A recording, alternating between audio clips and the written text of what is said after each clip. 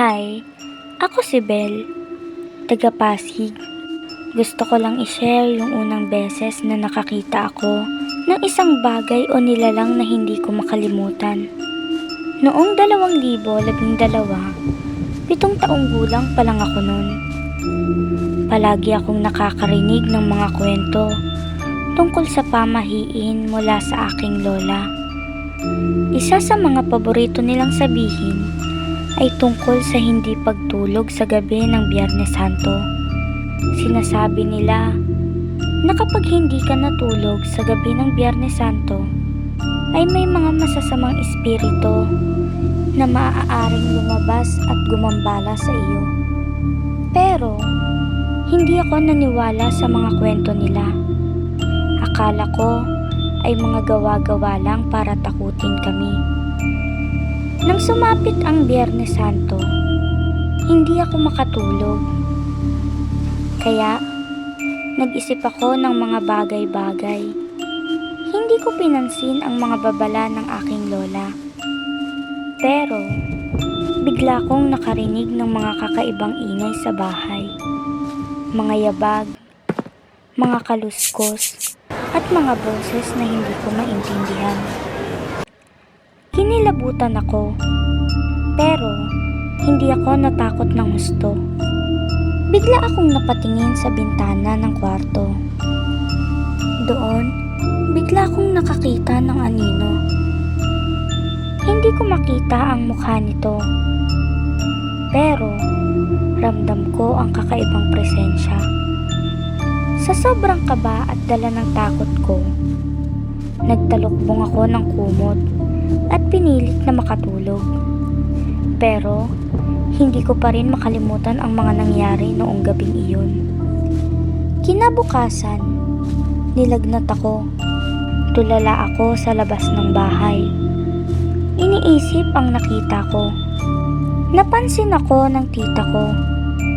Kaya tinanong niya ako. Walang pag-aalinlangan naman akong sumagot at sinabi ang nakita ko. Pagkatapos, dinala niya ako sa lola ko para ipatawas. Hindi ko alam kung pamilyar kayo doon sa tinunaw na kandila at ipinatak sa tubig. Pagkatapos nun, sinabi ng lola ko na may anino sa may bintana. May kasama daw itong malaking itim na ibon. Pagkatapos, hinawakan niya ang noo ko at nag-usal siya. Pero hindi ko maintindihan kasi pabulong ito. Ibinalot niya sa papel ang patak ng kandila na nabuo sa tubig. At ibinili na ilagay ito sa ilalim ng unan ko. 3 araw muna ang lumipas bago ako tuluyang gumaling. Mula noon, naniwala na ako sa mga pamahiin. At sa mga sumunod na mga araw, naramdaman ko na parang may kakaibang pagbabago sa akin. Nakakakita ako ng mga elemento, bagay na hindi ko nakikita noon. Sinabi ko ito sa mama ko, kaya pinaalbularyo niya ako. Sinabi ng albularyo na bukas ang third eye ko, pero pansamantala niya itong isinara. Sinabi niya na maaaring magbukas ulit ito ng kusa. Lumipas ang ilang buwan at nagbukas nga ito. Sa pagbukas nito, mas naging madalas na makakita ako ng mga iba't ibang elemento. Madalas, wala pang ulo. Hanggang sa nasanay na ako sa mga nakikita ko. At magpasa hanggang ngayon, ay nananatili itong bukas.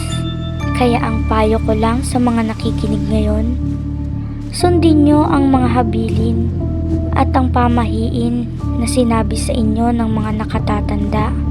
Pero hindi ko kayo pipilitin na maniwala sa pamahiin dahil alam ko na hindi tayo pare-parehas ng paniniwala.